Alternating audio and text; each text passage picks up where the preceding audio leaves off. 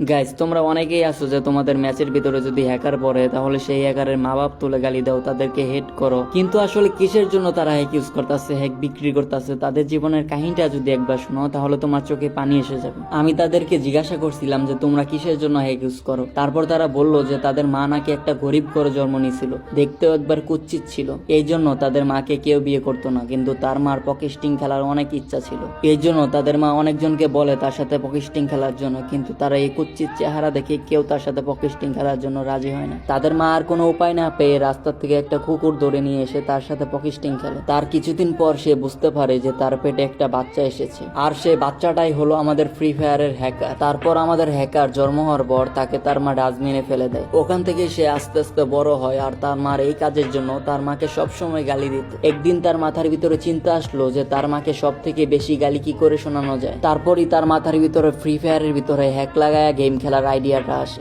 আর তাদের আইডিয়াটা সফলভাবে কাজে লাগে। ঠিক এই জন্য তাদের মা বাপ তুলে গালি দিলে তাদের কোনো যায় আসে না, তারা আরো খুশি হয়।